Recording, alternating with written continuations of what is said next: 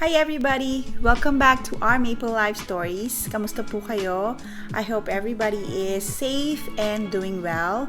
And by the way, it's been a while since we had a discussion about Buhay Canada or Canada Life and Caregiver in Canada. So now I will be doing a frequently asked questions segment since there's a lot of people asking me about applying as a caregiver. I decided to answer it all at once for everybody's benefit so everyone can listen to the answers to the most frequently asked questions.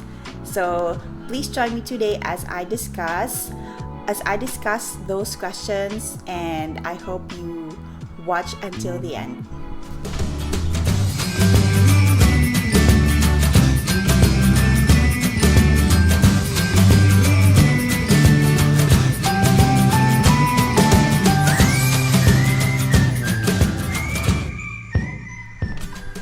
So, ayan, thank you for the support. Maraming salamat. And from now on, I will do my best to speak English in all of our videos because several of our viewers are non-Filipino speakers, and they send me personal messages requesting if I can speak English all throughout the video so they would understand. So, yeah, English only. And I would like to say hi to our viewers in India, and we also have viewers in Uzbekistan. And I want to do a shout out to our friend in Hong Kong, Miss Marie Chris. Thank you for all the messages. Thank you for inspiring us to do more vlogs, and we hope you keep safe wherever you are, and see you in Canada in the future. So let's proceed to the frequently asked questions. So the questions are mostly about the caregiver pathway, ECA, caregiver application, and documents needed for the application. So the first category will be about the qualification. So most questions asked about this topic is, number 1, if I am a nurse or I took NC3 as a caregiver in the Philippines, can I apply? Or if I have finished other courses, can I apply as a caregiver? So to answer that question, if you are a nurse or a registered nurse like me, or you graduated as a nurse in the Philippines like me, you don't have to take a caregiving course anymore because your education and your experience is already related to caregiving. And another question is, if I have finished other courses, can I apply as a caregiver? You can apply as a caregiver even if you finished courses, as long as you have education related to caregiving. Like, you can take NC3 certificate, and you can also get some experience as a caregiver. So you can apply for the pathway even if you graduated with a different course. So many would ask me also, if let's say I don't have an experience as a caregiver but I have education related to caregiver, if they can apply. Yes, the answer is yes. Even if you don't have experience as a caregiver, you have less than 24 months experience as a caregiver, you can definitely apply as long as you meet the other qualifications. So frequently asked question number 2 is, I am a high school graduate but I took NC2 or caregiving course. Am I qualified? So for those with a high school education, if your education will be assessed, it most probably won't be equivalent to 1 year post-secondary education in Canada. You need to be at least in second year or third year college for it to be qualified, for it to be equivalent to 1 year post-secondary education here. And even if you take a caregiving course, your education won't be qualified because you are a high school graduate. You still need to study more. You still need to study college. So next question is about ECA. And for ECA, number one most frequently asked question is about the married name. If you have a married name currently and your documents have your previous surname while you were single, what will you do? So I have been reading posts about this. I have been researching and I have been asking to other people about this kind of situation, because there are several people that have the same dilemma. So yeah, there's one lady who shared her experience. She applied in West for her education assessment. So she said, while filling out your details in the computer or online, there is a column there that says current name. So you should put your married name on that column, and on the previous name column you can put your maiden name. And for ICAS applicant, you can send a copy of your marriage certificate. So I think it's much better for you to send a copy of your marriage certificate and your current identification, like your passport that has your married name.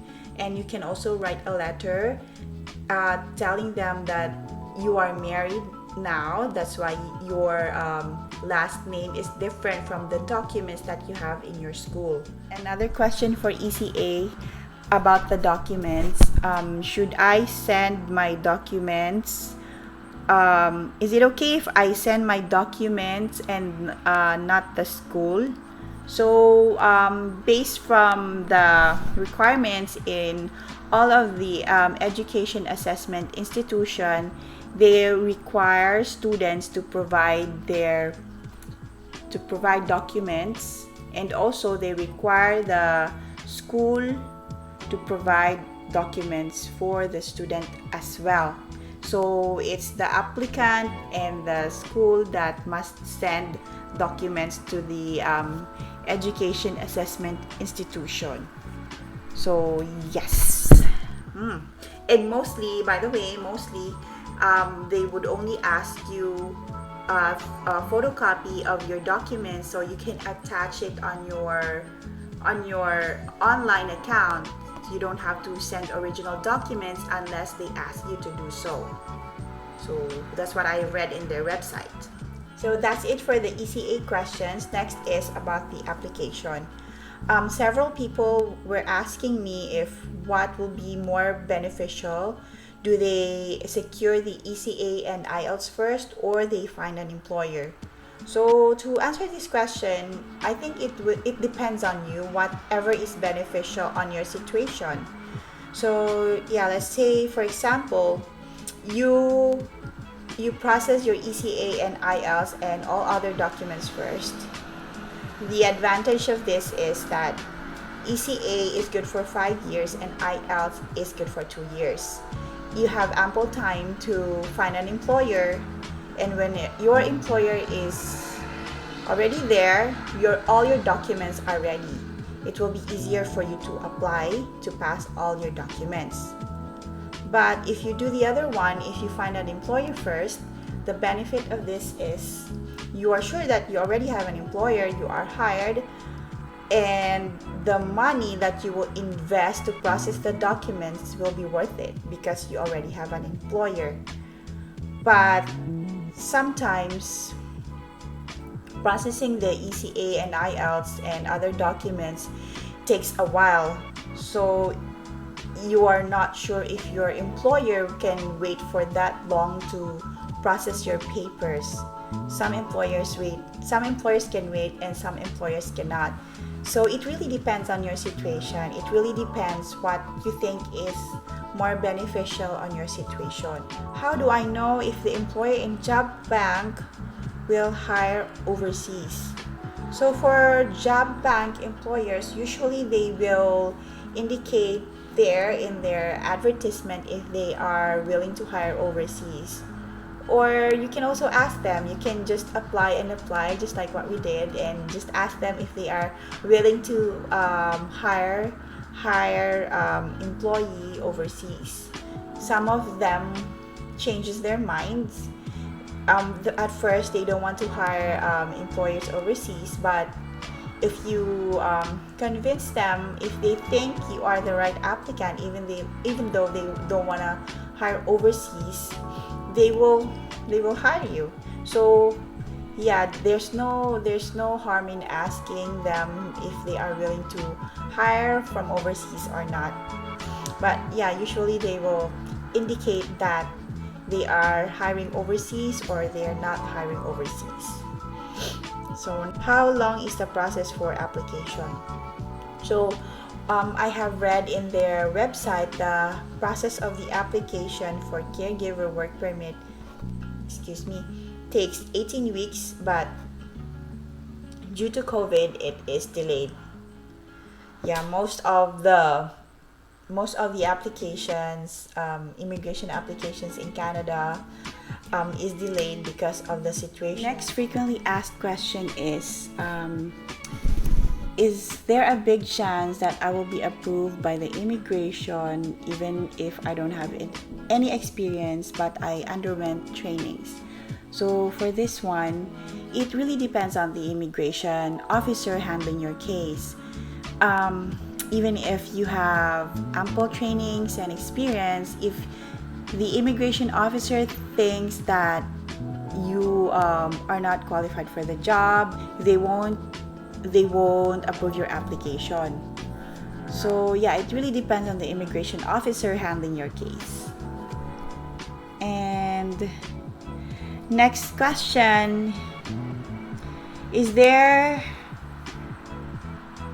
any job hiring in Canada overseas even though you don't have experience? So for this one, it depends on the nature of the job you're applying. So for caregivers, as I have mentioned earlier, even if you don't have experience, as long as you are qualified and you have educations related to caregiver, you can definitely apply. And they are hiring caregivers without experience. So another question is the process of new caregiver pilot still ongoing this month? So I can say yes. They never stop the process, but it's just there's a delay in the application and the processing because of the pandemic. So don't worry about it. And I was also asked if you're a caregiver, do you need to be exemplary in English speaking? Is it okay if I can just understand English but I'm not that good in English speaking? I can say yes, as long as you can converse in English and everybody can understand you. Even if your grammar is not perfect, is not correct, it's okay. Just like me, I have a lot of filler words. I cannot speak English straight. But yeah, it's okay. They don't discriminate here. As long as you are properly understood by the people you're talking to, you're fine. You don't have to be so conscious about your English. And how much do you earn? And how much do you earn as a caregiver? As a caregiver, we actually have a vlog about the earnings of a caregiver, but right now, caregivers pay is $14 an hour here in Ontario. Another frequently asked question: since we did DIY, how much will we spend if we do DIY? So for in our previous video, we have mentioned that we spent about 100,000 pesos, but that was way back in 2014. You can also watch our other video about the DIY application expenses. So our application, our DIY application was way back in 2014. So our expenses from that time was approximately 100,000 pesos. And right now, since everything is expensive and there are more documents needed for the application, you have to be ready for about double the expenses that we had, maybe. So yeah, that's just my approximate calculation for the current expenses in DIY application for caregiver. So, but it won't definitely be 500,000 pesos. It won't go as big as that. Yes, so yeah, another one. Which one is better, student visa pathway or caregiver pathway? So I will do a vlog about student visa, student pathway, or immigration, immigrant permanent resident application. Which one is better? So just stay tuned for that. So for this question, I will answer it depends on your situation. So if you think you can pull off a student visa pathway, yeah, you just go for it. Or if you think you are better with caregiver or other pathways, just choose the immigration pathway that will suit your current situation. Yeah. There's one more. What are the documents needed for the application for caregiver? So the documents that you need to fill out for the immigration application is in the cic.gc.ca website. They have a document checklist for all the applicants. I will put the link below in description box so you can check it. And then you can also print it out, so you can just highlight or check the things that you have and that you don't have. So that's it for the frequently asked questions segment for today. Thank you for joining me until the end of my video. Please don't forget to subscribe and click the notification button. And thank you so much again for the support. Till next time.